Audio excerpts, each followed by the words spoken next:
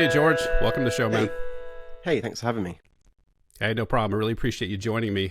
Your content has been a revelation to me. I didn't know that it existed. I had sort of been aware of other stuff in the sort of toxic manosphere. And so to get a different perspective, maybe a left perspective on men's issues was really refreshing to me. So for those who don't know who you are in my audience, would you please introduce yourself and talk about the work you do and the accounts you run and sort of what your intention is? It's difficult. I mean, honestly, I don't even know what I am either.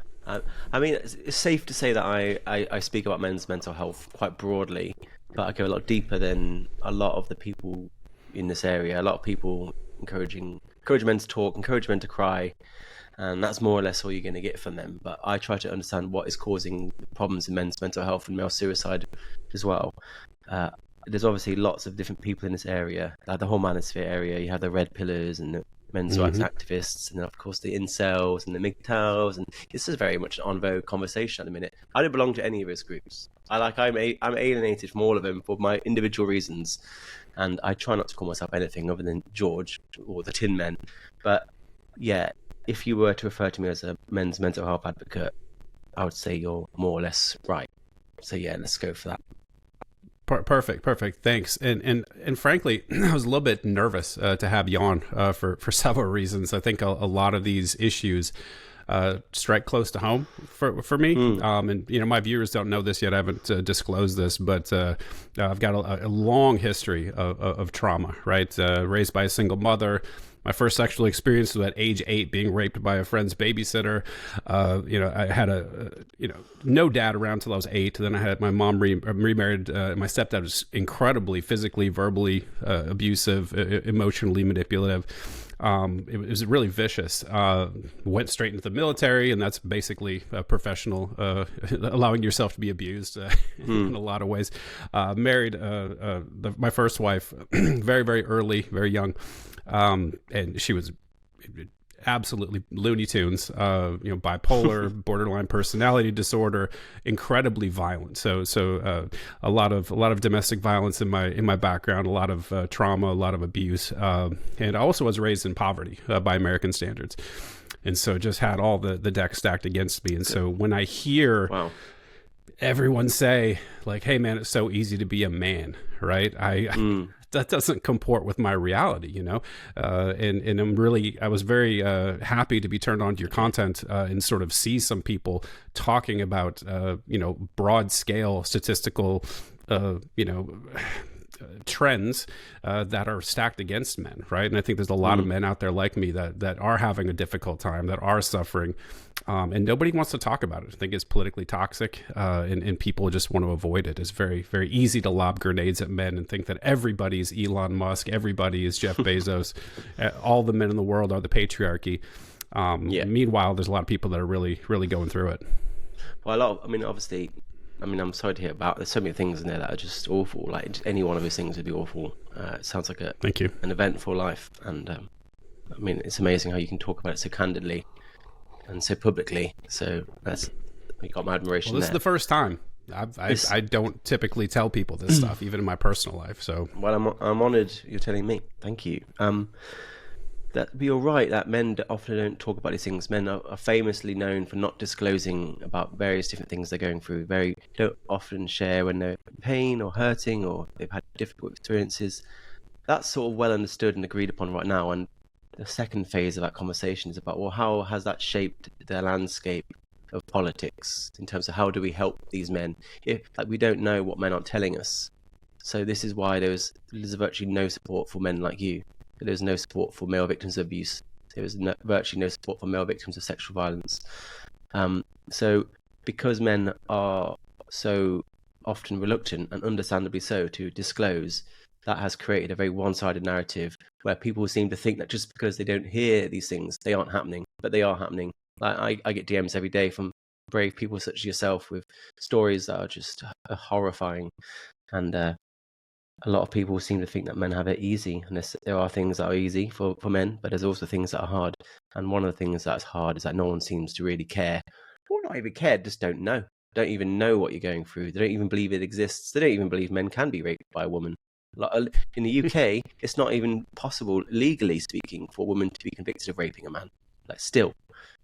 So we've created a very one-sided dynamic, and I guess I'm one of the few people that is trying to swing it back and trying to fill in the other side of the picture. Basically, I'm trying to paint the other side of the picture of domestic violence, and there's a lot of work to be done. And not just by me, but by people such as yourself, brave enough to talk about it. And I hope you continue to do so. A lot of people will be listening that will have the exact same experiences. So you're certainly not alone, I'm afraid. There's millions of men like you. Yeah, it's comfort in that, and there's also some depression in that too. Yeah. It's not good. I wanted to backtrack it a little bit. So there's a couple of things. I heard this in your previous episodes about it being impossible in the UK for a woman to rape a man. Could you talk about that a little bit? Explain why that is. So if we're talking specifically about rape in the UK, and this was the same law. This is the exact same law that existed in the US until about 2014. To be considered a rapist, you have to have a penis. So by law, rape is considered the forced penetration of an orifice of another human being with a penis. So if you don't have a penis, you cannot be a rapist. And you cannot be a rapist in the legal system. You can't be found guilty of rape. And you also, perhaps even worse, you're not even captured in data. So if you were to tell this British legal system or the Office for National Statistics that captures data on rape about your experience with that babysitter, that would not be considered rape under any. Even if she has, an adult raping a boy, that is not rape in the UK. Same in the US. It's sort of changed. It's state by state, really. In America. Sorry, I'm still new to this podcasting thing. It's really Me too, taking brother. the edge off. Such a serious topic, and now I'm like some sort of slapstick comedy going on. But yeah, the CDC, they don't consider that rape. They consider that being forced to penetrate, which is a really absurd concept. So when people say, you'll often hear 99% of rapists are men, that is true, but only because women can't do it. Like that, the woman you talked about is not a rapist in the eyes of the law or the CDC, and she will not be appearing in any survey that asks about her experiences. So you can see why this trope of 99% of rapists are men is not accurate. Well, it is accurate, but it's not honest. But the FBI changed the definition because they found that 40% of incidents of rape were not being captured. So your instance you talked would have been one of those cases. 40% were not being captured because of this very one-sided definition, very antiquated definition of rape. And then suddenly they changed it. And then the next year, the next CDC survey, suddenly the data was completely different. Male victims of rape went from about 8% to about 38%. And the whole landscape changed of sexual violence. But unfortunately, a lot of the narrative hasn't caught up with that. And they still seem to think that rape is something that men do exclusively to women, which is just simply not true. Well, and also other men too, right? Because I think one of the statistics that gets buried is that men are a huge proportion of the victims of sexual violence as well, right? Yeah, well, about 40% in that case of rape victims. And yeah, you're right that a woman can't rape a man, but a woman also can't rape another woman by law. So it's not just men who are being sort of betrayed, but also women as well. And it's one of those things, a very antiquated system. And I think we'll look back at it with quite a lot of shame. And we allowed it to go on for so long, and we allowed such an injustice at a systemic level, and it's just totally disgraceful, trust me. And in the UK, it still exists. Like, you guys are 10 years ahead of us, and we keep trying to change it. There's been petitions, and the government have responded, and they said no, we're not going to change the definition. And it actually has different. Although in the UK it's called made to penetrate, it does have the same sentencing as actual rape, but it doesn't. It's not exactly the same. It doesn't have the same minimum sentencing, and it doesn't have the same approach in terms of going onto sex offenders register. And it's just invalidating. It's not exactly, and it's very just deeply invalidating. And like I said, it leads to very one-sided statistics. Another thing, first of all, thank you for broaching this topic and trying to get awareness around it. I think that would be awesome if you could change some of that stuff in the UK. But I wanted to sort of jump to another topic, which is family court in the UK, which I feel like you would probably say the Americans are ahead or better with respect to how fathers are treated in the system. Maybe I have that wrong. Correct me if I'm wrong. But I would love to get your take on sort of the state, and especially because most of my listeners are probably American. Explain what the UK family court system is like, and maybe if you can contrast that to the American system based on what you know. Well, I mean, it's a bit difficult to know what it's like because only those inside of it know what it's like. They're held in secret. They're famously the secret family courts, so you don't get journalists in there. You don't get much oversight. You're not allowed members of the public in. Like, obviously, normally you have a gallery so the public can sit in and see, which is just part of the judicial system of transparency, but not in family courts. So you don't know what's going in, but you do know what's coming out, and what is coming out are heartbroken fathers and children without their dads. So it's very difficult to know what's going on, but we do know what the law says about parental rights, and that says that women have them and men don't. Unless you're married, men don't have full legal rights to their children. And again, in a very one-sided legislation called the Children Act, and that basically says that a mother has full legal rights to her child in all circumstances, married, single, divorced, separated, no matter what, full legal rights, which is quite right. But not for the father. He has to be married, or he has to be named on the birth certificate. And if you've not got those, and either of those things, then you've got zero rights. And of course, the mother can just opt you mean out. zero? So walk me through this. If somebody gets divorced in the your UK, rights in the UK, so your rights are at her discretion. America, I'm not quite sure how it works, but I do know in child custody battles, there's different approaches the court are legally compelled to take. So the ideal structure is called a presumption of joint custody, which means that two parents that are getting divorced, they'll go into family court in America, and they'll both make an argument for why they should have custody or joint custody or full custody. And the presumption of joint custody is the legal premise that family court has to treat that with the presumption that both parents are going to get 50-50. That is the starting point. And from there, both parents build their own arguments about why they should get what they want. But the point is, it's a level playing field, the presumption of 50-50. So there's only 3 states that get that.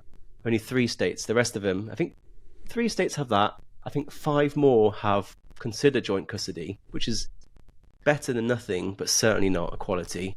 And then the rest have nothing really going on. So unless you're in one of those few states, you're starting off on a massive back foot if you're trying to win custody of a child in America, that is. And it's just the fact is fathers do not have equal legal rights to their children in the UK or America. Yeah, and that's sort of one of the pieces I left off my story is that I mentioned the crazy ex, and she had a rich father, and I was very young when we got divorced, and I lost my kids. I didn't get to see, I have 2 kids that I still don't see to this day, directly because of her. Fought the family court situation forever. She lied about me not sending any money. I think I mentioned privately in DMs to you that she was found guilty of the worst case of fraud on the court the state of Washington had ever seen. Still got sole custody of the kids, right? Committed child abuse, parental alienation, the whole list of things, right? And still, at the end of the day, like completely cut out. And so, like, I don't have a good opinion of the family court system of the U.S. No. But it sounds like the UK is actually a bit worse. I mean, they're both dreadful. I mean, there's no point arguing which is worse because they're both shit. It's like, which piece of shit is better than the other? It's like they're both awful. I'm sorry, like, it just sounds like your life just sounds like it's just one nightmare. So then I'm so sorry if it's like, I don't know what to say. And I just hope you're doing a lot better. But there's just, hopefully there's some comfort knowing that you're far from the only father going through that who has gone through that. Yeah, and like, so that's similar to what happens. Not a lot. I mean, at the end of the day, there's nothing that repairs that, right? Like, it's just it's kind of hollow. The parental alienation thing. They say that's like that's a newly emerging concept, and the frustrating thing about that is that there are domestic violence charities right now that are arguing that doesn't even exist. such a concept as parental alienation is not even a real thing. It's made up by abusive men, such as yourself. You're the abuser, and you're saying that to get back at the mother. The mother's just doing what's right, and you're actually the problem. And there's no such thing as parent. That's not some idiot on social media. They are the domestic violence sector themselves saying that, because they're basically representing women, and they don't care about you. And what happens in the UK is that family court isn't so bad if you've got money. If you're like a middle-class family fighting for your child, you both got a lawyer. Although the father is disadvantaged, it doesn't mean he can't get something. The problem is when you have a working-class family, like a family that don't have those means, because in the UK at least, I'm not sure about America, but you get something called legal aid, where the government will step in and give you taxpayer money if you're a victim of abuse. So obviously this is where the allegations start flying around. This is where suddenly the father is a child abuser or a paedophile or just domestically violent. And a lot of these accusations are just totally made up. So the mother can get that legal aid, and then suddenly she's got the money to win custody. And it, in a cold way, it does make sense. Like if you're fighting for the thing that matters most to you in life, which is your child, you're going to do whatever is necessary. You're going to make things up. You're going to make allegations. You're going to say whatever's required to get that child. Especially if your allegations are just, there's no like oversight. There's no one's really checking them. They're just accepted at face value.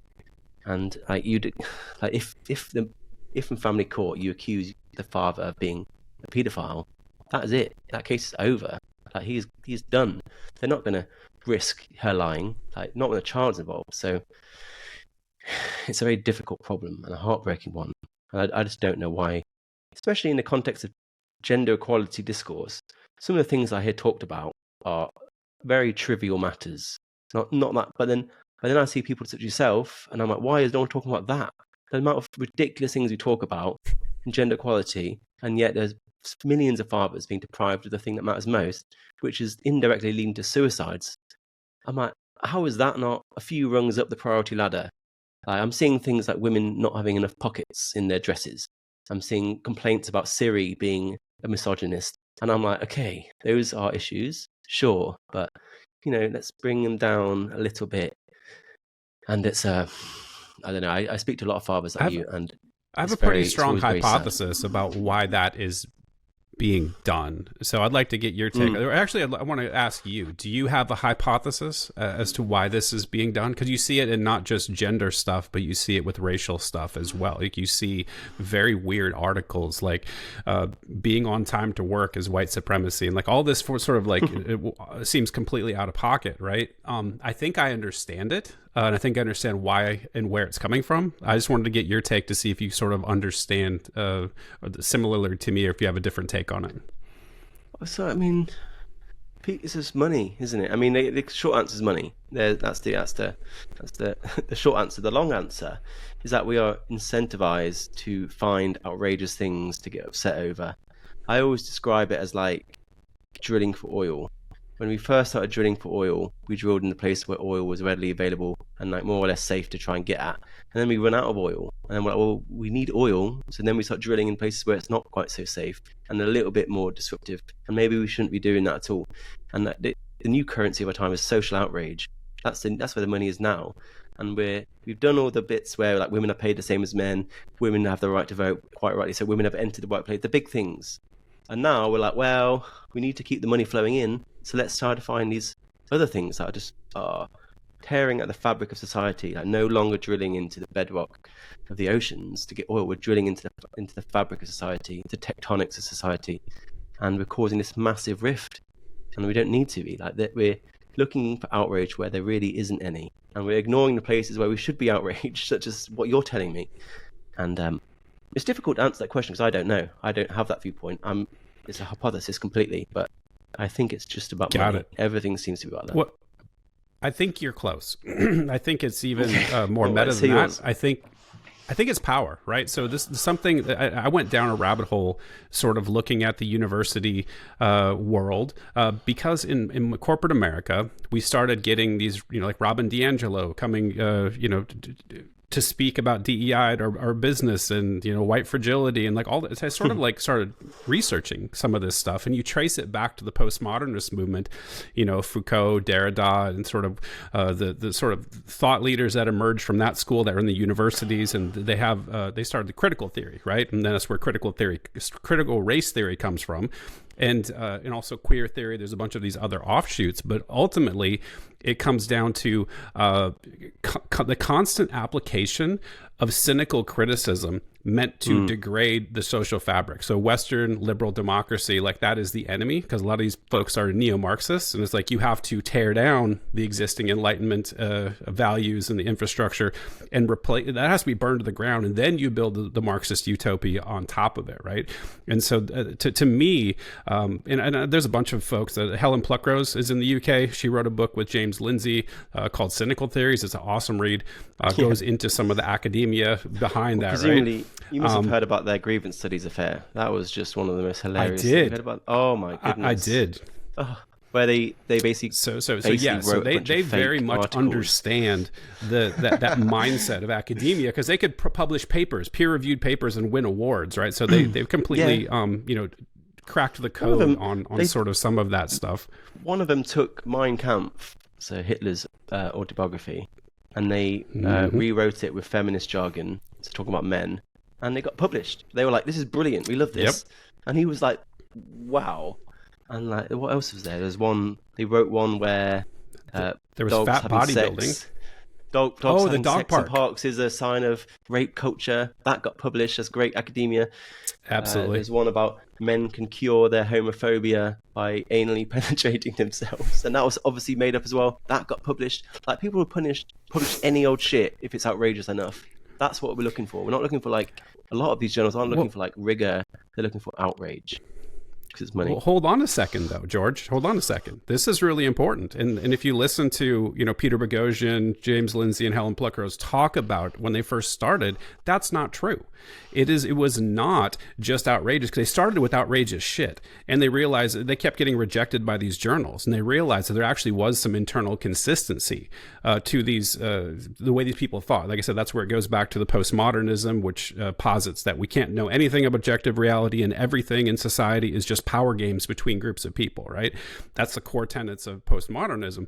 And they thought, okay, I could just deploy some bullshit and it would get passed through. And they found out actually there is internal consistency with those folks in academia. And then they had, like I said, had to sort of deconstruct how they thought about things and learn that, and then they could get that stuff through. So it's not pure bullshit. There's actually some sort of some rigor to some degree, or at least it's like a religion, right? Like there's tenets of the religion, and you have to follow and subscribe to these certain things. Yeah, it is like a religion. I think that was very interesting. I mean, a religion, I always try and not refer to these subjects as any sort of science, because they're not falsifiable. And if something's not falsifiable, it's better described as an ideology or religion, or maybe even a cult. But certainly not science. Like science is the opposite. In fact, science advances by disproving itself. So science creates a theory, and then the entire world of science tries to disprove that theory. And if they can't, they're like, "This will do for now until we find something better."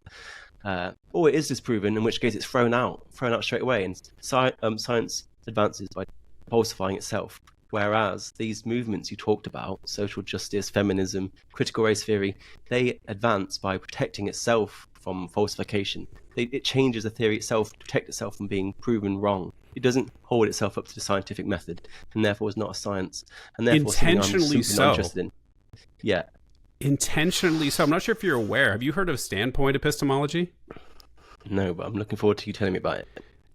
Oh, so standpoint epistemology comes from that critical school of social justice, which says essentially that the thing that you just posited, like, hey, science is the best way for us to know anything about the objective universe.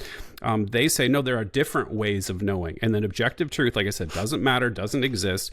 And a group that, comes to truth by sacrificing a goat on the hood of their car on a Tuesday is equally as valid as somebody in our paradigm, the Western paradigm, who uses empirical reality, objectivity, the predictive power of science, falsifiability, all of those things. And those are actually systems of oppression and white supremacy in that social justice mindset. So That's a very interesting point. I just don't know. I mean, like emotions don't really exist in science, and like I said, like scientific theories are easily disprovable if only they could be. Like evolution, I suppose, is one of the most famous theories, and like if they found just one single fossil of a more evolved creature lower down in the sedimentary rock than a less, if that just happened just one single time, the whole theory would be thrown out. But that's never happened, and unless you're testing a theory in that way, it's not something to be respected. At least not from me. As I don't know. I mean, I grew up in a scientific family, and I've always loved science. Well, I appreciate that, and I have the exact same mindset. And I will caution you when you're going forward and you're having a trouble analyzing a situation where you see like this crazy bullshit, and you're like, well, why are we focusing on pockets on women's gene, like all the little paper cuts that everyone is elevating to the highest level? You have to, or even things that just don't make any sense whatsoever. You have to understand the game isn't to make sense. It's just to apply as much cynical criticism, top to bottom, as much as you can to like the things that we care about, you and I, Enlightenment values, liberalism. They view that as the enemy, like that must be torn down and discarded. So just be careful when you're sort of looking at things, because this has been so freeing to me, because I used to be in that boat where it's like, sounds completely mental, until I understood the game that was being played. Then it's like, then you see it coming. It's like, I know what you're doing, and then it's very easy to sort of wade and sift through that. So just take that for what it's worth. I mean, 5 years ago, maybe slightly longer, I was fully embedded in that myself. I was part of that. I was the one that was denying the reality. And it was only through repeatedly seeing things that didn't line up with that reality that I was like, maybe I should actually apply what I know in science to this, and actually be a little bit more honest to myself. And maybe these catchphrases and these very singular blanket statements that are assigned to men, for example, are not true, or at least not true enough. And I mean, I guess that's what started me here. Now, 5 years later, I think I have a lot more nuanced, inclusive perspective on various issues that I fundamentally just did not understand. So what connected for you then? So was it just the sort of observing the discordance between objective reality and sort of claims that were being made? Yeah. Did that push you to? I would just be hearing things about me. People would be telling me about my life, my experiences, and my set of privileges, and the privileges of those around me. And I would just walk around outside and meet people, and I'd be like, that just does not. What I'm hearing is not reflected in what I'm seeing. And then there were just times where there were just moments where I would just look into stuff. Like I would Google like the domestic violence data in the UK, so the Office for National Statistics I mentioned earlier. I'd just be like, well, what percentage of domestic violence victims are men? And the ONS would be like 33%, 1 in 3. And I would just be like, blow my mind. There'd be so many times that my mind would just be like, and like, or I'd read that boys are behind in education and have been for my entire adult life. And at that point, I was like, if I were to think of gender within the context of education, I would have absolutely said girls are disadvantaged in education. But now I'm reading that boys have been behind, and they've been behind in every single year, and they're behind at every single level of education, and they're behind in every single Western country in the world. And that is so far away from what I was told that I guess you get addicted to it. And then I wanted to know about domestic violence, sexual violence, I want to know about education, I want to know about suicide, I want to know about mental health, I want to know about workplace death and conscription, circumcision. I want to know all of it.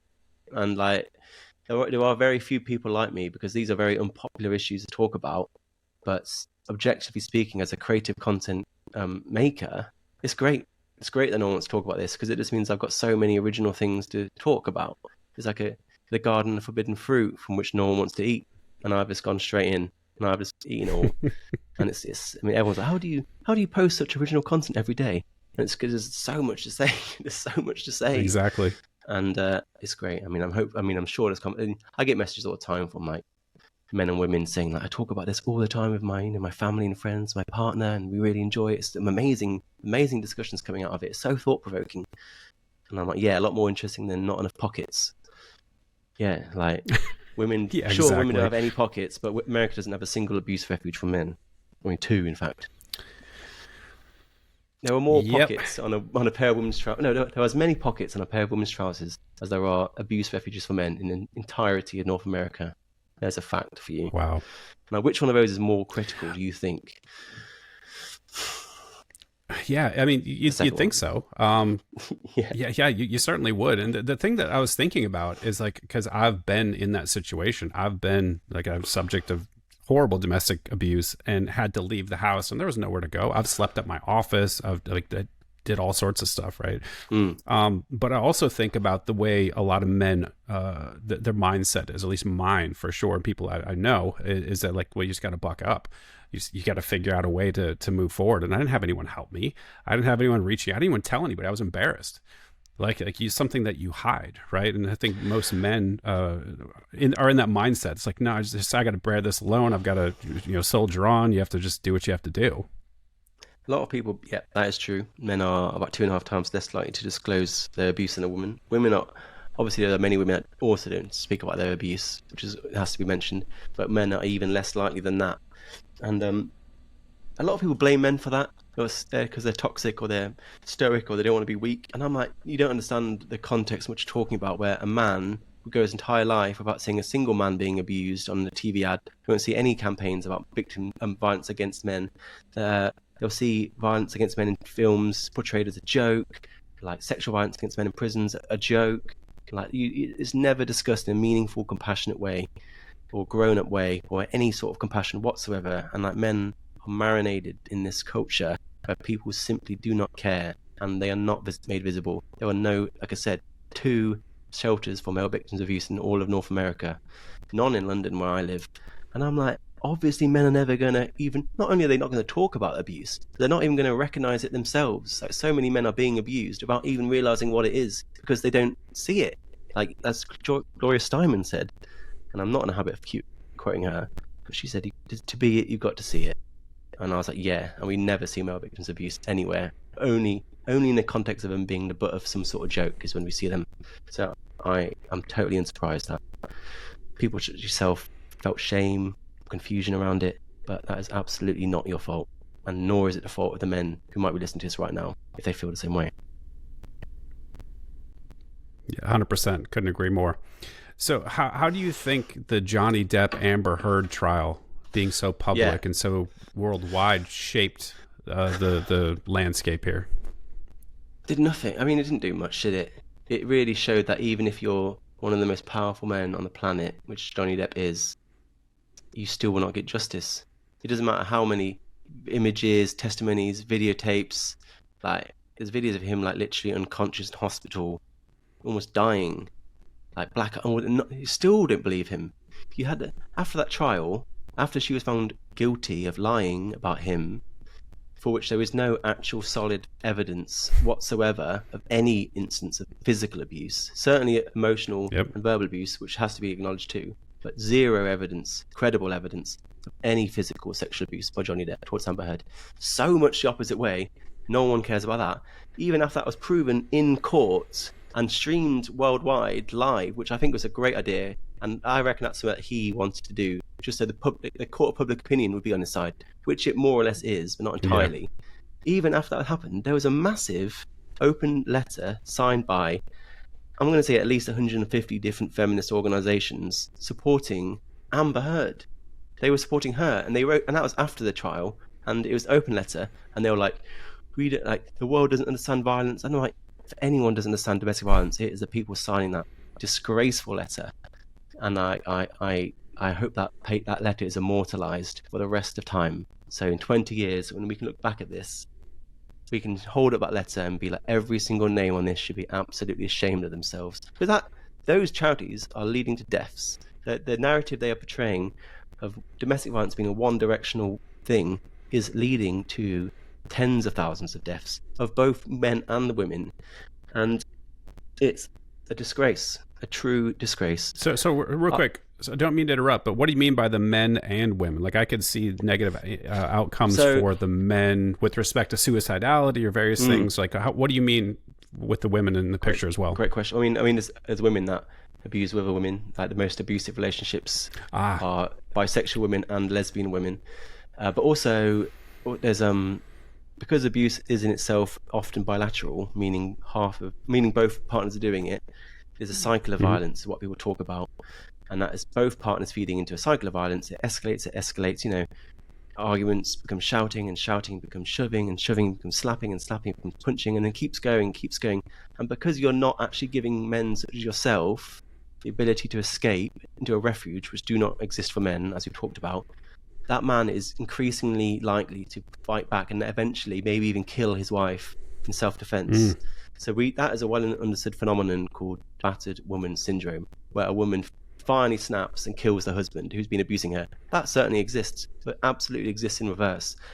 And it's an interesting phenomenon because up until about 1970, men and women were killing each other in relationships at more or less equal rates. The lines were coming up together, and then suddenly male deaths came down to where they are now, where about 1 in 4 domestic homicides are men and 3 in 4 women. And there's a very controversial theory that it was because women's shelters were opened in the early 70s where that change actually started to happen. That was what actually saved men's lives. So allowing women to leave the house was saving men's lives because they were allowed to break that cycle. But because a man had nowhere to go, he had to stay. And again, over time, that increased the chance of him finally snapping, battered husband syndrome, and killing his wife. So yeah, that's what I mean. Interesting. It makes total sense. And you cannot solve violence against women unless you are also ready to address violence by women, because that's how violence works. Violence isn't this very cartoonish thing we're painted where it's just this violent man doing it all on his own and he's enacting the patriarch on his poor damsel and distressed wife. That is just a cartoon, and that accounts for about 5% of domestic violence. In fact, the full picture is very, very more detailed, much more detailed. We're looking at domestic violence with a tiny ideological keyhole. And people are dying. It's a consequence in a way I mentioned, and many more besides that. But the Johnny Depp thing, it was disappointing how it never actually led to any long-term change. It became it's another meme fest. I was like, because I was following that way before it got kicked off, and I watched all of it, and I was very interested in the story for years before that. And it was very disappointing to see it handled in such an immature way. It was very disappointing to see Amber Heard having her mental illness weaponized against her, like borderline personality disorder being some sort of thing, some sort of calling card of all abusers. And then you see all these stupid memes about her shitting on the bed and this and that, and just I was like, this is the chance for us to have the first meaningful worldwide conversation about male victims of domestic violence at the biggest stage possible, and we're here making memes. So I didn't really post anything about it aside from those sort of comments. I was like, this is crazy how we're missing this opportunity.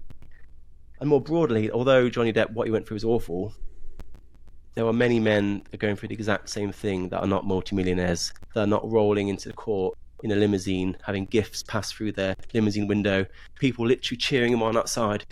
There's a young man called Grant Townsend in the UK who was also accused of raping his wife, his girlfriend. He was found completely innocent, completely made up, completely false allegation, just like Amber Heard. He was found innocent, and then he killed himself. He killed himself a few weeks later because it didn't matter. The court of public opinion didn't matter. If someone accuses you of rape, in the eyes of many people, it doesn't matter what happens. You will always be a rapist. His life was ruined, and he decided to kill himself. And I was like, no one talked about him. That story should have been talked about, and it wasn't. So I wish we would be as interested in all the other victims, not just Johnny. And I wish we didn't memify it in such a childish way. But I mean, it was better than nothing. And it was very, very interesting for those of us who actually look at it with sophistication. And God bless Johnny Depp. Yeah, thanks for that. And I completely concur with that. And as you were speaking there, it made me think, how concerned are you for the future, understanding the way that the messaging, all of this stuff that we're seeing to tear down men, what it does to men, and then what the potential outcomes are going to be as these men grow up, they get married, they start becoming leaders in society, right? I worry about that quite a bit, and I worry quite a bit that anyone who wants to help men be better, right? For example, I'm going to see Jordan Peterson tonight in Nashville. He's in town, right? I'm going to go watch him speak. People like that, or Joe Rogan, or Chris Williamson, or name the people that are working on personal development that are mainly geared toward men. I don't know if it's geared toward men, but the audience is primarily men. But it talks about just making men be better, right? It feels like those people on Jordan Peterson always quickly, the first. I went to one of his live events not long ago, and I was sat right at the front, and I was like, this is a great chance to actually see what his audience looks like in real life. and it was not all men. It was like, I'd say it's about 60% men, 40% women, a very diverse Really? crowd. I'll check I that was out just like, tonight. I was like, well, no, I was physically there, and I could turn around and I could be like, look at everyone's faces, and I was like, it's not all white straight men.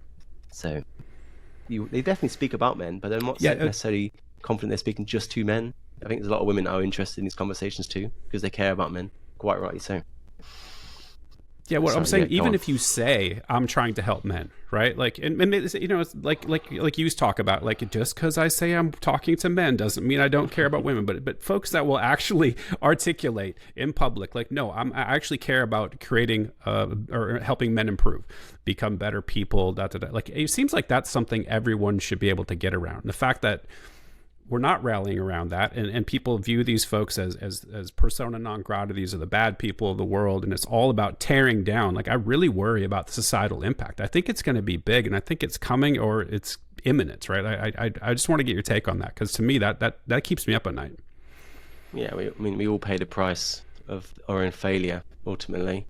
Like, all you have to do is go into a prison and poll how many of those men have been abused sexually in childhood, and it is obscene. I think it's about 98% of prisoners have at least one ACE, so adverse childhood experience. 98%, and I was like, we are paying the price of their crimes, and just in a purely selfish way, it is within our interest as a society to deal with these problems honestly and completely and properly and with compassion, because it only comes back to hurt us. Like, I know there was another study that looked at men who have violent fantasies. So men that fantasize about hurting others, those men are often seen as toxic. But it actually looked at what shapes that behavior, and they found that it's often bullying in childhood. So they found out, I think it was like 97% of children, 97% of boys, most bullied in school, went on to have violent fantasies later in life. And the criminologist who did it made a hypothesis that they developed these fantasies as a way of coping with the violence. So it was basically their brain preparing for more violence to come. That's how it worked. And then suddenly you see these men who have violent fantasies, not as toxic, but as victims. It's basically the grown-up boy who was bullied. And that's the sort of conversation we need to be having, not just this villain-victim sort of, again, cartoonish narrative. We need to start seeing men as the product of their experiences, just as women are, not born bad. No one's born bad. And like, we become bad. People become bad because of what they go through. And if we want to actually create change, we need to actually understand what men have experienced to make them this way, and treat them with compassion, not as some end point that can't be changed and needs to be locked up and thrown away and to be disregarded as toxic. And you're right, no one seems to care about men for that very reason. And people seem to think that anyone that talks about cares about men in the way you described. People compare that to caring about white people. We need to care about white people more. We need to do more for straight people. We need to do more for able-bodied. But that's not a fair comparison, because to be able-bodied, straight, or white, which I'm more or less happy to say that is absolutely 10 out of 10 advantage in every single possible way. But not necessarily true for being a man. Being a man is a mixed bag of advantages and disadvantages, and it's not the same as being white. It's just simply not, and people think it is. So when someone says I care about, we should do more for men, a lot of people think that's the same as we should do more for white people, but that is just a false equivalence, and we need to stop. And also the intersectionality of that means we can't even solve the problems that black people experience, for example, because we're not looking at it as an intersectional issue. Like BLM, for example, probably the most high profile issue in America about black people, but no one talks about how 99% of black people killed by police are black men. It's a massive gender issue as well. Like, men make up about 96%. So the facts are 96% of all Americans killed by police are men, 99% of black Americans killed by police are black men. And we're not talking about that because we refuse to see men as any sort of victim, and we're hurting ourselves. We're hurting BLM directly, and we're leading to more deaths because of our own gutlessness. So you can see how it hurts many more people than just men. Sorry to interrupt, George. This is a really important point. I'm going to completely forget about it if I don't come back to it. Yeah. I get the intersectionality thing, and I get people have differential advantages and disadvantages in society, right? But it almost seems like people do this in a way to avoid taking responsibility directly, right? Because when you kept saying how we, and I think you're saying that in a political context, right? And I think a lot of people want to abdicate responsibility to their representative, to their government, and people don't realize, like, look, no, you can just fucking treat people in your life with compassion, regardless of see them as people, right? And this is something that why I don't like identity politics or even focusing that much on intersectionality, even though I agree that it exists to a certain degree. As groups, it says nothing about the individual, but focusing on it, I think, is divisive, right? And I think there's so many people miss opportunities to be kind and compassionate and to help people up and to be encouraging and to lift people, and they just like, well, I have no responsibility for that. It's somebody else's responsibility. And I hate that paradigm. That's probably why I'm so against politics. Yeah. Because I feel like it's just an easy way for people to just like, oh, it's somebody else's responsibility and shake their fist at their representative and fix society. And it's like, damn it, man. Like, you have to fix yourself, and you need to change the way you see people and the way you think and conceptualize about your fellow man, woman, brother, sister, like whoever. And I think that's missing today. Like I don't know how to fix that, but it's something that I see and I'm aware of, and it drives me nuts. I mean, you're speaking to the classical liberal inside of me, where I am very distrusting of government. I don't have much faith in our own government, and like, who the hell would after the past 15 years? But I have a huge amount of faith in communities, us as human beings, you and I. And like, for example, like male suicide, a huge thing I talk about. Number one risk to my life, the number one risk to your life. Every single day you wake up, the biggest risk to your life is suicide, and that will be the biggest risk to your life every single day until you're 50, maybe even beyond that. We don't need to wait for the government to throw whatever billion. So I'm almost at 50. I'm almost at 50. I'll be there in about a year. And sorry, I don't mean to laugh. It's actually quite serious here. You mentioned that, and I just wanted to sort of lay this out there for people, is that the suicidality thing is a very close issue to me. Like, I have, just for background, I've got a great job. I work in the tech sector. I make, gobs of money. On paper, have everything in the world, right? And last year, I used to go to the 20th floor, the rooftop deck, every day and fantasize about stepping over the ledge and jumping. I used to like picture it in my brain. I was like, you get that feeling in your gut, that being up on heights and like stepping over the ledge. Like, I did that like every day for like a year. Right. And so and the only reason I didn't is because I had responsibilities. I have people that depend on me. And like, that's the only fucking reason. Right. And I think there's so many people that are there and nobody gives a shit. God, I mean, I'm so sorry again. You're not alone again. They've asked suicidal men, why did you not take your life? And I think the number one reason was, I didn't want to leave my family behind of nothing. I didn't want to harm, my wife and kids. I didn't, and they never decided not to take their life for their own reasons. Like, oh, I decided actually I wanted to live, and it was because they didn't. The guilt was why they didn't. So it's not like the problem's even been solved. It's just the fact that there's an even bigger problem to be solved. But when it comes to dealing with male suicide, I don't think we should be looking to the government, waiting for them to throw funding at the matter or some sort of committee, because it just won't work and they don't give a shit anyway. But we can all go out today, right now, you and I and anyone listening to this podcast, and go out and start to solve the issue by just smiling at a man in the street, or giving a wave, or just any sort of kindness whatsoever on a global scale, on just little tiny things. I have so much faith in the ability of us as human beings to heal each other without any government funding, and we can start now. You can turn this podcast off, pause it, come back to it, but go outside and just be nice to people. It's nice to be nice, and it feels good to be nice. And I agree, we shouldn't be looking at the government to solve every single thing. Like, the government are deeply incompetent, and they don't care anyway. So it's down to us, and hopefully the conversations we're having. Bravo. We should be doing that more. Yep, 100%. And I would encourage anyone to sort of examine the way that you're engaging with people, mostly on social media. That was something that I really focused on. My transformation began at the end of December, and I was like, I got to fucking do something different. And that's why the podcast started. That's why my social media engagement started. And I was like, I think we can do this better. I think I can engage with people better, have real life conversations with folks about important topics, and then also online be positive. And that's one of the things that I'm doing as a practice. Is waking up every day, just like you said. And I'm part of people that are on weight loss journeys and trying to improve their health, or have diabetes, or whatever they're trying to do to improve in business or whatever. And I see these people grinding, and it's so simple. Leave a fucking leave an encouraging message in the morning instead of talking shit and saying fuck you, and having this thread devolve into a bunch of hatred. Like, I feel like so many people get stuck in that world, and it's so much easier just to be kind, man. And then you're gonna get that back, right? That'll be a feedback loop, and you can sort of change social media that way. I'm a big advocate of that, and I've seen a huge impact since I started doing that. And so it's just my thanks for attending my TED talk. I just really believe in that concept.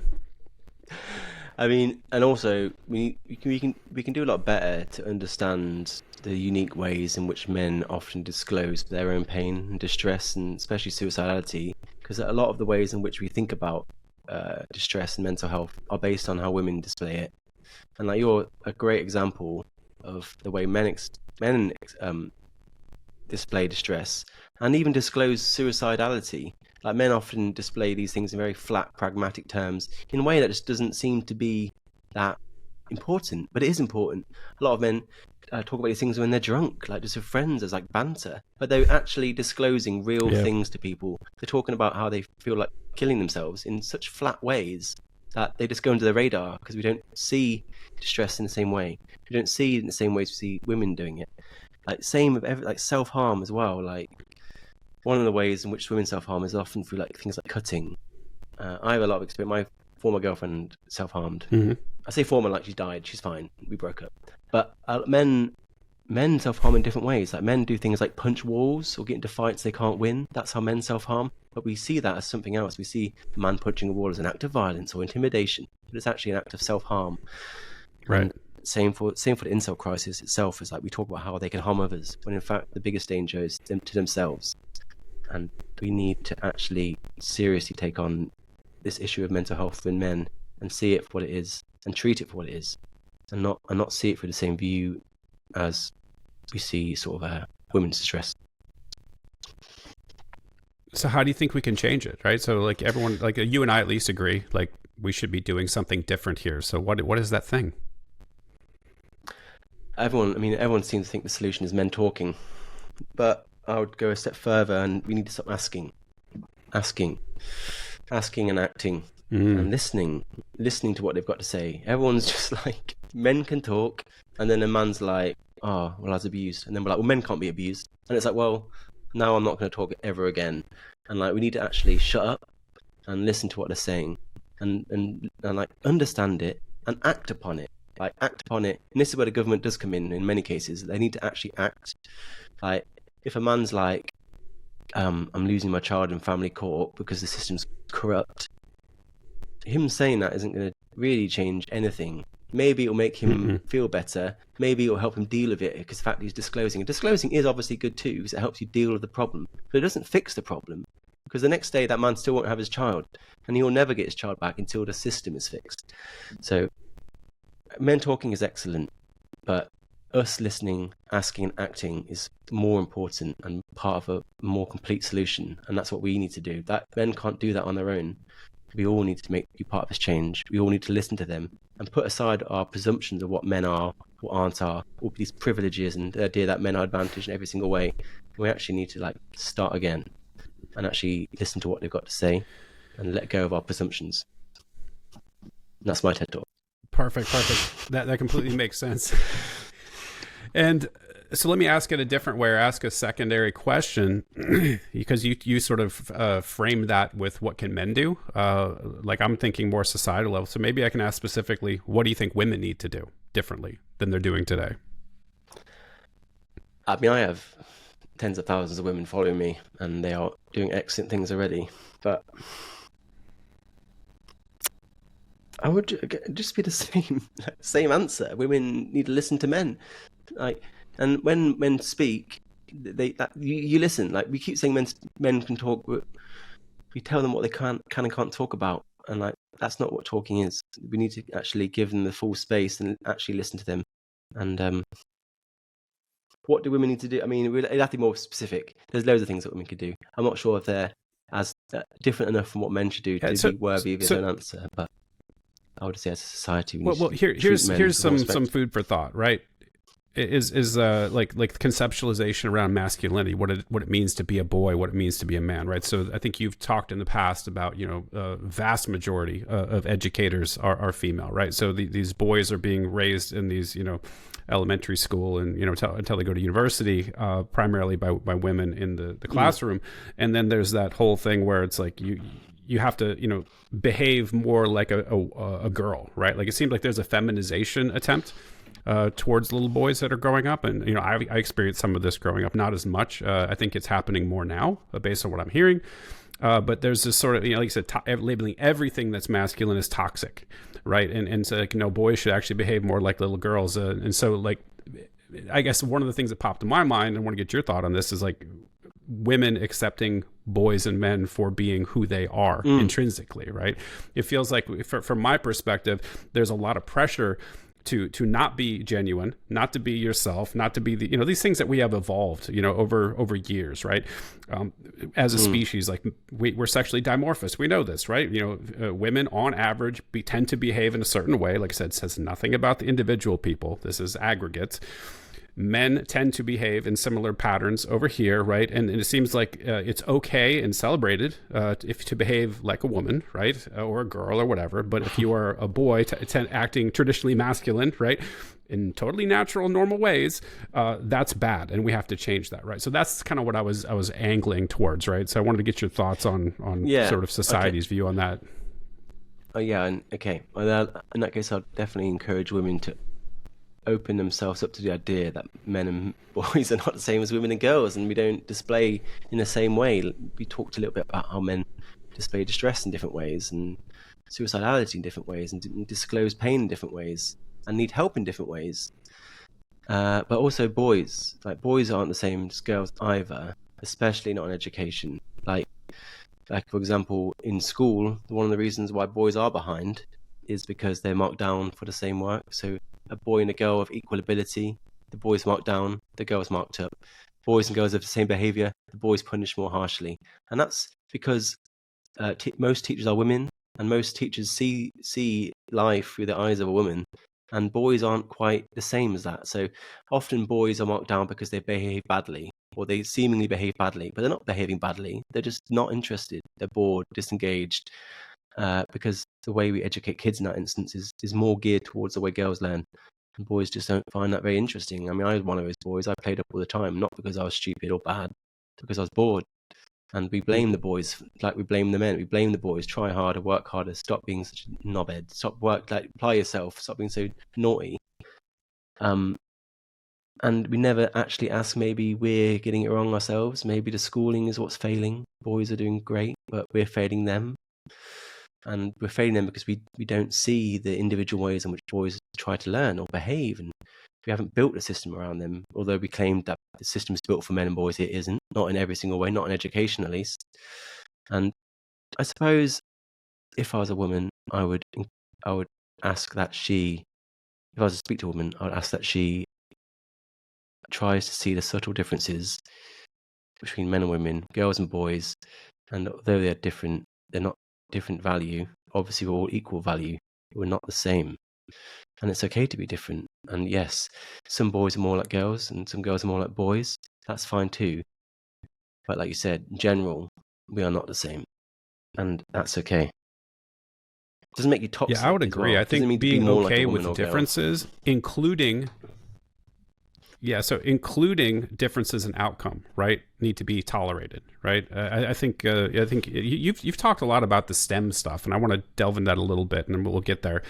But I feel like there's this complete inability to tolerate differential outcomes for men and women. Like if there's not exactly 50-50 representation in these particular STEM fields, or in aggregate pay or in whatever the metric is, like that's totally not okay, right? And so I want you to maybe talk about that generally, but also I'd love for you to highlight something I know you've poked at, which is like what's included in STEM and what's not. So STEM stands for science, technology, engineering, mathematics, and that's what people conceptualize STEM as. But what it actually is not that, because there are certain subjects within science that are excluded from the definition of STEM. So here are some subjects that actually are not STEM, but are sciences. So biology, neuroscience, psychology, pharmacology, veterinary science, nursing, medicine are not STEM. Medicine is not a STEM subject, apparently. And what someone's gone and done is they've gone through all the sciences, they've picked all the ones where boys are ahead, like physics and chemistry, engineering, of course, and they've like, well, let's make a whole new political neologism for this, and we'll call that STEM, and now we can advocate to bring more girls into these subjects, ignoring the fact that there were more girls in biology, way more girls in medicine, way more girls in nursing, and especially psychology, which is one of the reasons why psychology is so built towards women's needs, not men's. That's another subject we can talk about. And we need to actually look at what science is, and if you actually take the objective definition of STEM in terms of actually all the sciences, all of engineering, all of mathematics, and all of technology, women are not underrepresented at all. They're actually overrepresented slightly. It's about 52%.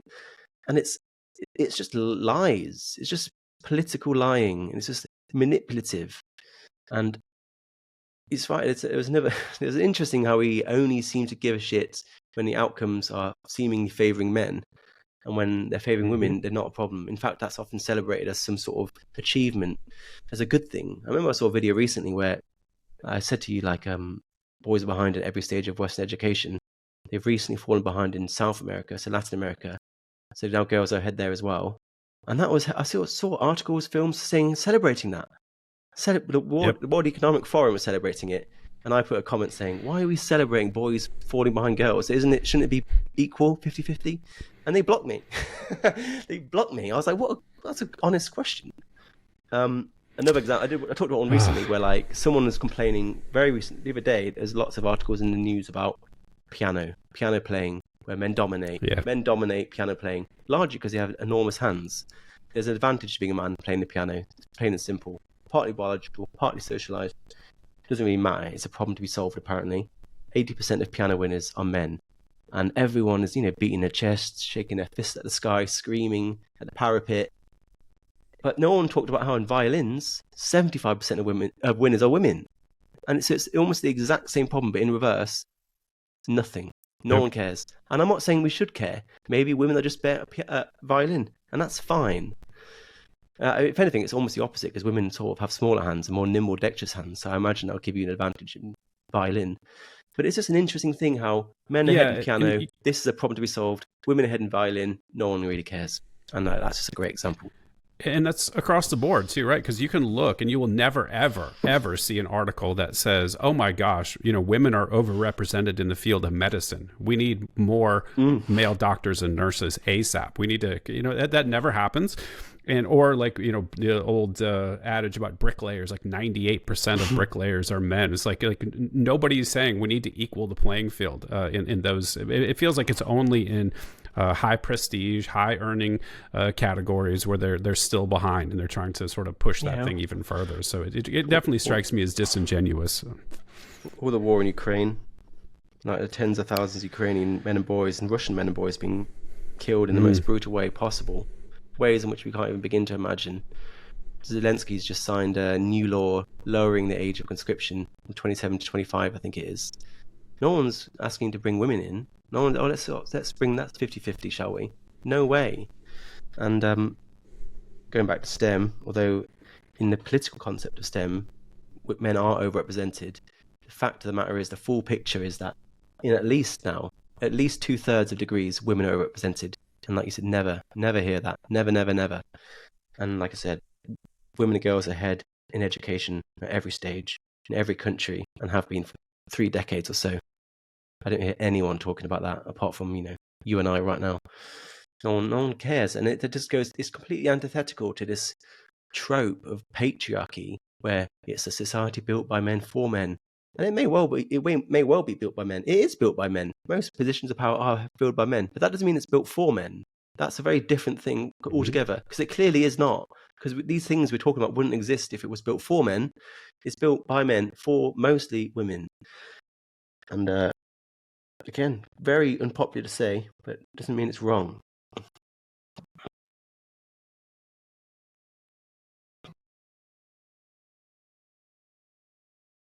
No, sorry, you cut out there for 1 second. I lost that. Oh, last you little cut bit. out. You cut out as well. I finished what I was saying. I was just saying, like, Okay, cool. yeah, keep going. Yeah, so I wanted to sort of pivot a little bit. Oh, can you still hear me? Yeah, I can hear you. Oh no, not anymore. All right, cool. That definitely something wonky with the internet here. So sorry, folks.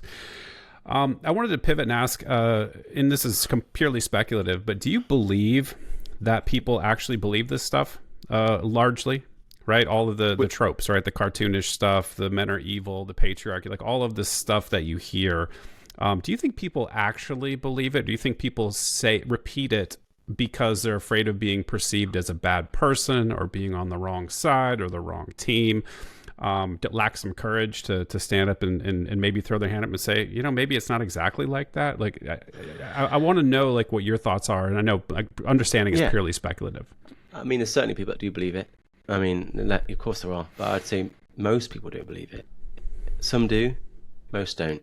They've polled people in the UK, for example, and they've asked, like, do you believe men and women should be equal in every single possible way? Of which, yes, they should. About 80% of people said yes to that. But only about 20% of them identified as feminists. So, like, the majority of people that believe in total equality are not feminists. So they're the people that are quietly like, oh, this patriarchy theory seems a little bit far-fetched. It seems to be a little bit radical, quite aggressive and shaming, quite toxic. It doesn't seem to, be falsifiable, really backed up with any sort of evidence. But, the person saying it is actually quite terrifying. So therefore, I'm not gonna put my head above the parapet, or at least I'm not gonna be the first one to do it. And absolutely. Right. I always remind myself that's who I'm really talking to. The people that are just yelling from the trenches, they are in many ways too far gone and are not worth the energy to try and convince. Like whenever I'm talking to people in the comments, for example, and I'm talking to all these people that's just yelling at me, I'm like, I try to stay dignified, because I've reminded myself that there are so many people reading these comments that are on the fence, are not decided, and I can actually set a better example. Right. This person's too far gone. They are just completely unhinged. But there are 100,000 potentially. I have no idea how many people are reading these comments, but I can set a better example to the undecided, silent listeners of these debates. The people, because this whole journey for me started around a lunch table at my old work, where people would be yelling at me. Like one or two people yelling at me. Wow. But there'll be 10 people sat there like this, like nodding along quietly. And I'm like, I reckon they probably believe, and sometimes they would actually come and talk to me afterwards and be like, I actually think you made some good points. Right. And I was like, thank you. And I don't want them to step in. And it's frankly not safe for a lot of people to do that. And yeah, I get loads of private DMs, people saying, I'm too afraid to follow you. I'm certainly too afraid to share your content. I'll share like some amazing stats about male victims of domestic violence. Great, a really good post. For people, I love it. I'm too afraid to share it. And guess what? I'm too afraid as well. I haven't shared a single one of my posts on my personal Instagram. Not one. Because I am too afraid. I'm too afraid to share my own work. And again, that's antithetical to patriarchy theory, where we're told that men have control, men are controlling the conversation. And I'm like, no, certainly not in this area. We're not. Like, we do not get to have our say. We do. Like, male victims of abuse have never had their say. Everyone's like, you've had your say. I'm like, no, we have never had our say in the context of domestic violence. Never. So shut up. Like, you keep telling us to take our tick and go to the back of the queue. It's like, when were we ever at the front of the queue? Like, for my entire life, boys have been behind education. So when was it my turn exactly? And like your stories are horrific. Like when were you helped exactly? When did we ever talk about you? Never. So like people were saying that, just need to like realize how stupid they sound and stop saying it. And the reason I ask is has to do with the sexual selection theory for humans, right? So females are sexually selective, and they chose, they pick essentially what men become. from an evolutionary perspective. You want to get biological about it. And so I always felt like there was some sort of divergence between what was being said and what the women were actually selecting for. And I'm probably somebody smarter than me needs to delve into this topic, but it always struck me as like a dichotomy. Like this is very weird that we see. And God, and speaking of being scared, like I have a day job too, and it's very unsafe for me to speak out of turn. So I form my words carefully. But I think there's solid science that backs us up. It's basic fact. Females are sexually selective. They choose traits, and that these are the men that we get.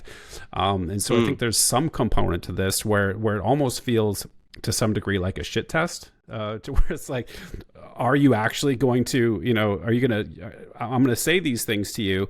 Are you going to sit there and lay in the cut and be quiet, or are you actually going to stand up and say something? And that might be a part of a selection process too. I don't know. I haven't fully fleshed that out, but I wanted to get your thoughts on that. Yeah, I mean, there's a lot of people wanting to present themselves as virtuous to secure dates, to look good in front of people, including women. I totally get that. I mean, this area of advocacy is seen as adjacent to things like white supremacy, being a Nazi, being like the alt-right, being an incel. And like, who the hell wants to badge themselves with any of those things? Now, those are all completely bogus comparisons, as discussed earlier. But they're still comparisons that exist. And like, people are afraid. Like, I polled my audience once. Like, how many of you have seen a post of mine that you fully agree with, but have been too afraid to share? Like, you wanted to share it, but you didn't share it. 80%. 80%. And I'm like, that is such a pain in the ass for me. I'm like, that, imagine how big my account would be if that was 0%, which it should be. You should be able to share whatever you want. Yep. But as someone who has been all the way down that road, obviously, here's my face. You can see who I am. You know my name. I post every single day these things. I don't really give a shit anymore. I want to reassure these people that are afraid that there really isn't anything to be afraid of. Like, I've not had anyone throwing a brick from my window. I've not had anyone try and stalk me. I've not had anyone really make any serious threat or allegation against me. Like, no one's contacted my work. No one's trying to cancel. Like, nothing's happened. Even people in real life who are militant, that do know who I am, do know where I live, and could do serious damage to me, they've not done it because they know what I'm saying isn't wrong. They know what I'm saying is fair and statistically accurate and the right thing to do. And I think it is a paper tiger, this fear that a lot of people feel. I can't speak on behalf of everyone. Maybe people would lose their job. Right. People obviously will. It is dangerous, but I think it's over-exaggerated. And I want to reassure you that I get 99% of the messages I receive are very, very supportive, very, very kind.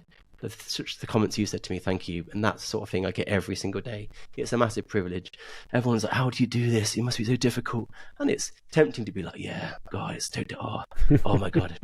But it's not. It's great. It's so rewarding. Yep. And I get so much support, especially from women, especially from mothers of boys. And it is hard, but it's not. I don't get bullied. I get some shit sometimes, but overall, it's great. I get far more messages of support than I do of hate. And I think people will be pleasantly surprised if they ever do share the work I do.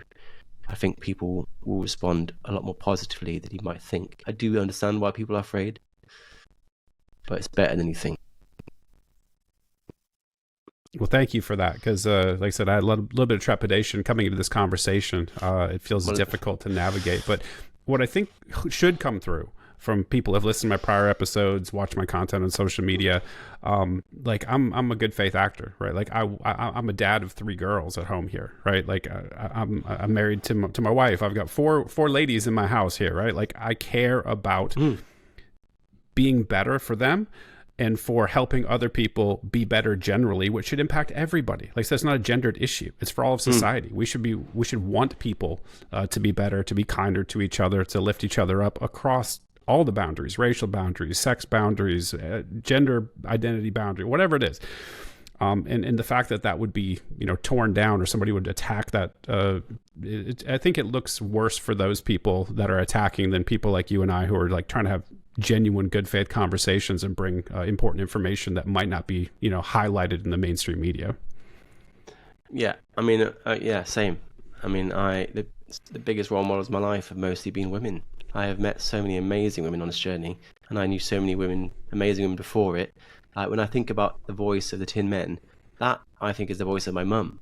Like this is how my mum communicates: very balanced, very understanding, doesn't fly off the rail when something becomes difficult. Very calm, sophisticated, intelligent woman, and I think this is her voice, and she's a massive role model to me, and just one of many. And I get this. We all have fathers, brothers, sons, male friends, colleagues that we do care about, and like these are important issues that we cannot keep ignoring. And I do hate this part of the conversation because I always have to say it. Like, just because we're talking about men doesn't mean we can't be equally compassionate, supportive, protective, and loving of women. Like all the views people hold about violence against women, women that are harassed, catcalled in the street. I've seen that in my eye and my own eyes, and I have people close to me in my life that have had horrific experiences at the hands of men. Women have had horrific experiences, and I care just as much about them as I do about men. The only reason I'm talking about men is because very few, if anyone, is talking about them. So you can do both. Like you can have two opinions at once, more than two maybe. Goodness. And you should care about both. You can care about both. And although I'm not a feminist, I certainly care about women. I certainly care about women's rights. And it isn't either or, it's both. It's both and like you can't have too much compassion. Like you just can't. And men deserve it. Men deserve just as much as women. Couldn't agree more. Quick question, a little follow on. Do you think that the current trend we're seeing in dating, the number of sexual partners for young adults in their 20s, right? They're sort of like seeming like the men and the women are not together as much anymore as they used to be, right? Like there's not as much dating, there's not as much physical interaction. It's a lot all online. There's porn. There's a bunch of other things that are at play. But do you think that some of this hatred towards men or denigration of men is contributing to that? And if so, how much? I mean, I could never put a percentage on it, but let's say it's a significant amount, I would say. And not just in dating, like that's just downstream from the real problem. The real problem is that we're just politically very different now. We have different opinions, like boys in America going to the right, girls to the left. And like there's a divide, not just in gender, but across the board, but it's probably mostly in gender, where we're so separate now, and so many boys and men are just checking out the conversation, and understandably so. I feel like one of these people. I don't even know who the hell I'm going to vote for this year in the general election. Probably no one, because no one's speaking to me. No one cares about men, politically speaking. Just to imagine advocating for men as the president, as someone trying to become the president. That would be just the end of your whole. You're done. Whole, like you're like, right, I'm gonna campaign for more shelters for male, like you're done.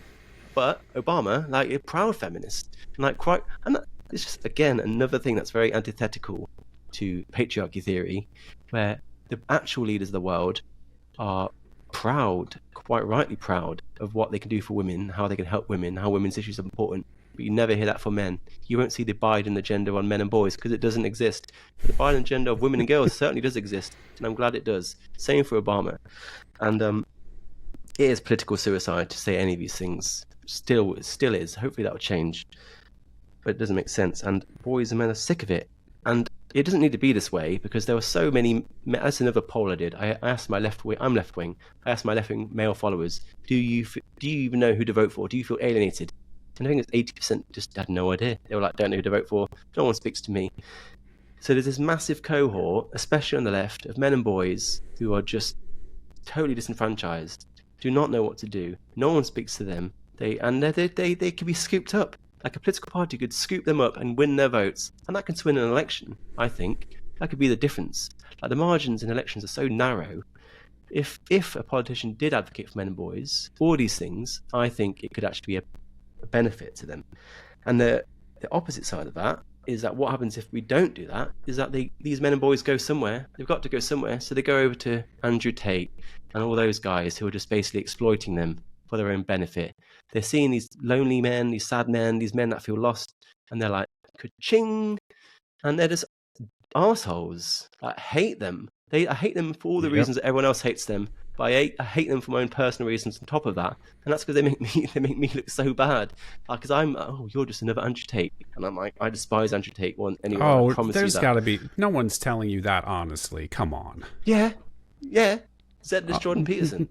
That was one of my own friends said that, and I was just like, okay, I guess that's not so bad. Said this Jordan Peterson, but people think Andrew Tate's a men's rights activist, and he clearly isn't, because he doesn't care. He doesn't care about men. He doesn't care about. I've never seen him say. When has he ever talked about male victims of abuse? When has he ever talked about boys in school? When has he ever talked about like circumcision? Like never. And he's part of the problem. He's trying to squash men and boys back into the antiquated gender roles that we're trying to get out of, that are causing so much harm. And he's like, no, yeah, go buy your Bugattis, go become millionaires, go become playboys. Yeah, he's just another problem. But I understand the appeal, though, right? Like I was raised without a dad, right? So I can see how somebody who was not raised with any sort of male role model in the house could get seduced by that. Because he, what does he project? He projects wealth and strength. I'm a badass. I'm a fighter. All these things that were, traditionally ultra masculine traits, right? But it's such an obvious grift, right? Like anyone with any level of sophistication is like, oh, he's just fucking, grifting on this thing here, and basically, that's what pisses me off about him, is that he manipulates people to make him money. People that are vulnerable, people that are looking for some help. Right, and he's not offering help. Like I said, he's just padding his own pockets at the expense of these people, which is further alienates them from society at large. Maybe having a relationship with a woman in real life. He pisses me off too, and so I'm very shocked that somebody would even equate you two, because you guys are like the anti. I think I posted this morning. I tweeted about it that I was meeting with you today, and it's like you're the opposite of Andrew Tate. So that's a little shocking to hear. Yeah, I mean, I don't drive a Bugatti. I drive my mum's hand-me-down, beat-up Honda Jazz. It's like covered in dents. It's horrible. I'd love to drive a Bugatti, but no, we are not quite the same. But there are valuable lessons to be learned from Andrew Tate, not in the way in which he wants us to learn them. But his success, his meteoric success, I think he was the fastest-growing influencer of all time by a significant. Yeah. His growth is insane, and it only stopped because that's a signal. And that his success is proportionate to our failure. Like, as well as he's done, that's how shit we've done as a society. That is how many boys we've left behind. And you're right. Like, you're right to look at it in the wider context, because in America, for example, if you take all the boys in America, 1 in 4 of those boys right now are growing up without any father at home. So that's just 1 in 4. That is millions, tens of millions of boys. And then, of those boys, 80% of them haven't got a male teacher at school. So 80% of teachers are women. 1 in 4 boys have no dad at home. So there are so many boys. So what is that, like? I don't know, about 18% of boys in America have no primary male role model in their life whatsoever. And like that compounds the problem. So that boy had no father at home, no male teacher at school to model his behavior on, goes onto TikTok, sees all this grifts, sees all these horrible concepts about patriarchy and toxic masculinity and male privilege, all this hatred towards men, which people just don't even accept exists, which it clearly does. They turn on TV, they're confronted with these horrible sitcom, inept, oafish dads like Homer and Peter Griffin and Hal, and they're just basically man babies. So no father, no teacher, horrible content on TikTok, horrible portrayals of men and masculinity. They're hearing masculinity is toxic and femininity is the answer. And I'm like, how are you not surprised at what's going on? It makes total sense. And we're just unable to see it. Totally unable to see it. We don't want to see it. Yep, I could not agree more with you on that one. And this is an interesting topic as well. That as you were speaking about that, I was reflecting on my childhood and struggles I've had as an adult. When you have no model of how to be, as like I had a shit mom too. She was terrible. And then try to be in a relationship with people, especially when you've suffered trauma. Like I'm in a point where at a very early age, like I had almost no feelings. Like you have almost like a circuit breaker. The trauma gets so bad that you just have to shut everything down. And so trying to connect with people, trying to like understand how to be a father if you haven't had a father, like that has a lasting effect. And I think people often underestimate the damage that causes and the difficulties people have, especially if they're not connected with other people, don't have friends, don't have anyone to reach out to, sort of like how to even fucking be a husband or father or whatever. Like that's super challenging.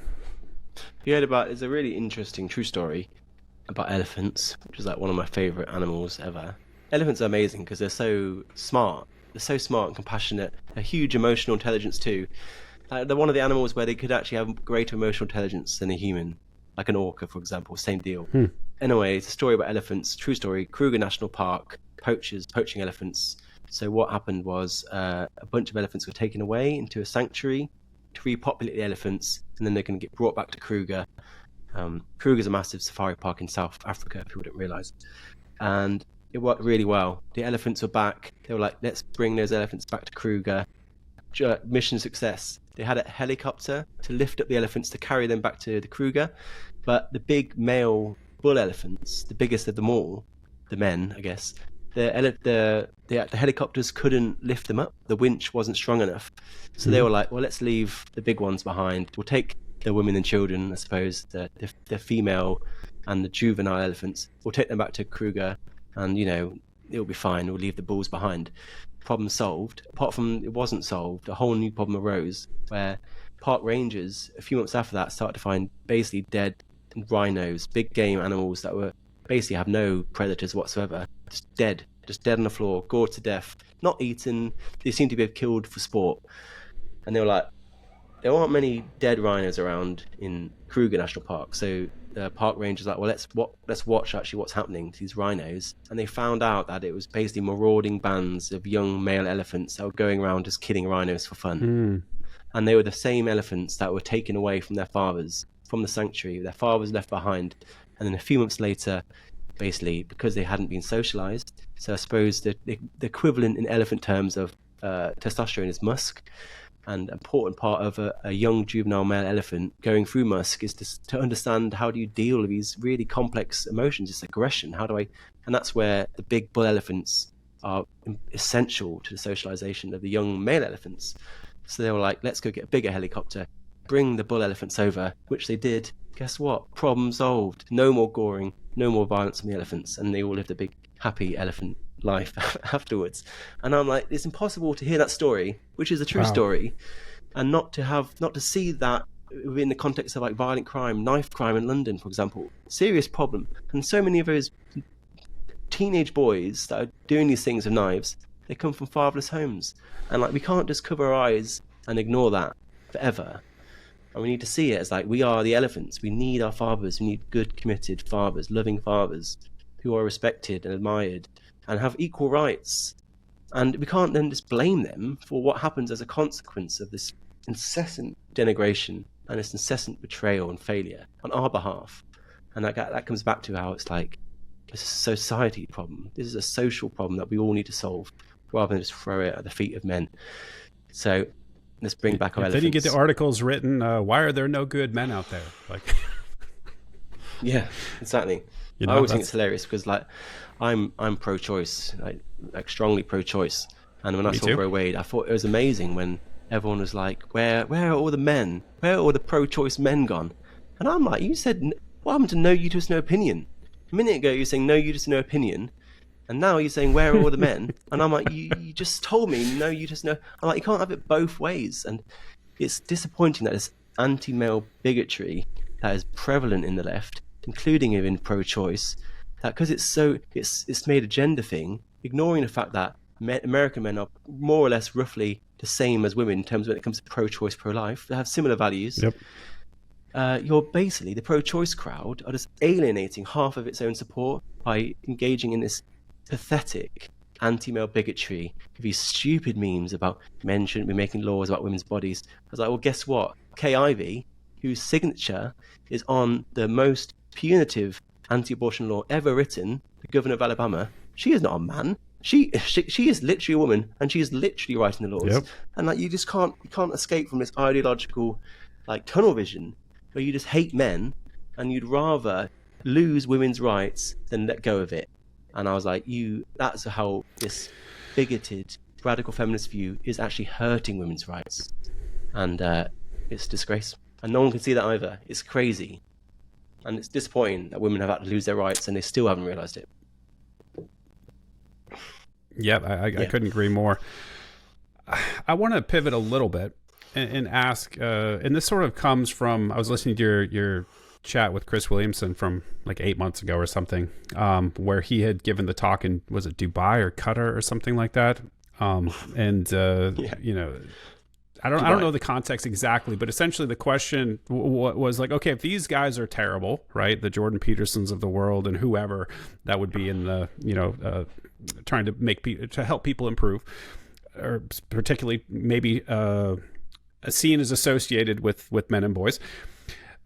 Who would you suggest as an alternative then?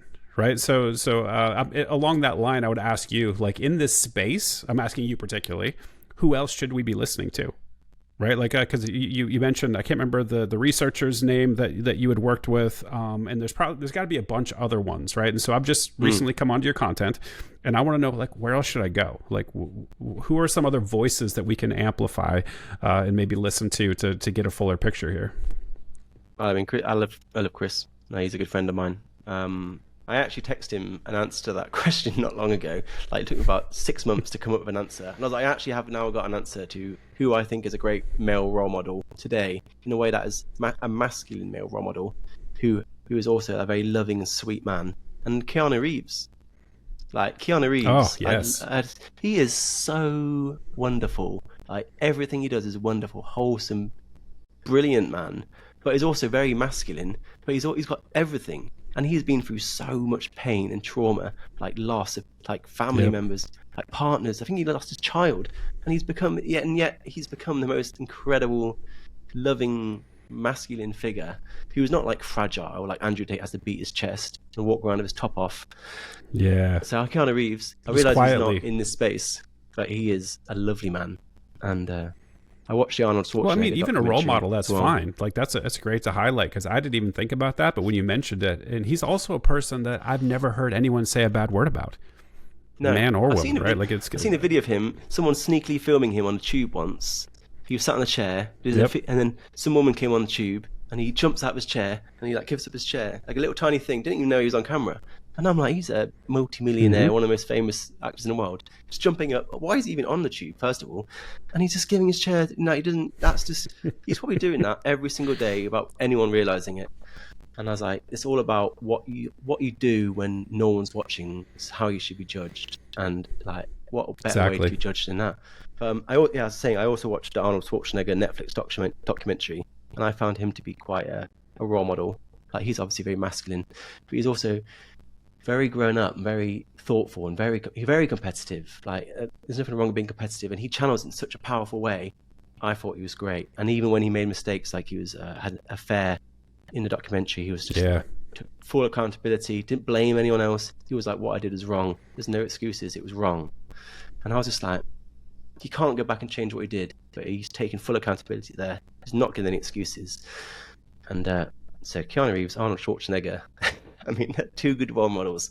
But I guess I'm trying to avoid the question, because in the space of political advocacy, there is no one else really. No one. Doesn't have to be political advocacy. Like just talking about men's issues, right? Or people that are I can't remember, who was it, Susie something or other that was the researcher Susie around Bennett. male suicide. I don't think I've ever had a podcast without mentioning Susie Bennett. So here comes another one. Susie Bennett is a friend of mine. I mean, I was looking for male role models. Doesn't have to be male. She's just talking about the issues, right? Susie Bennett doing some of the most important, groundbreaking work into male suicide ever done, in my opinion. Like, hugely important, working from like nothing, like so little funding, such hard work, such hard, diligent work, especially in the area of male suicide. And she's changing the game, in my opinion. And an incredible woman behind the scenes. I admire her passion and her heart, integrity, sense of humor, ability to communicate, not as an academic, but with like imagination and creativity and flair.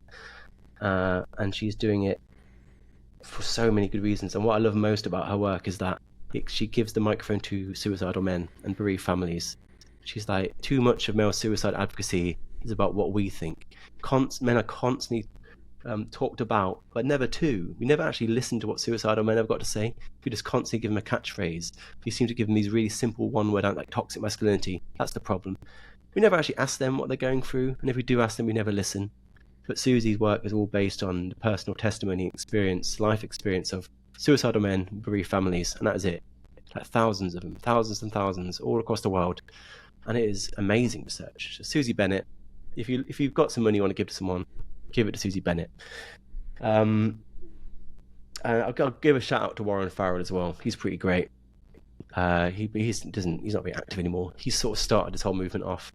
He was like one of the world's most respected male feminists who left feminism. He left the National Organization for Women because he saw things. He was like, you're not even advocating for equality anymore. You're advocating to remove fathers' rights. And he was like, you're supposed to be champions of equality. And he was out. And then he set up the men's rights movement. He's a lovely man. He's very kind and thoughtful and sweet and quite feminine, I think. But he's just not very active. But his book, the boy crisis, is great. And I mean, I'll give it Richard Reeves as well. I don't know if you know Richard Reeves. I'm not familiar. No. He brings a lot of credibility to the space. He is a very well-respected scholar, political advisor. He has just written Of Boys and Men, which is an excellent book. If anyone wants to do some reading just to get into this, Of Boys and Men by Richard Reeves is the best book to read, I think. I don't agree with his approach to everything, but he's certainly a massive net contributor and a bit of a role model of mine. So,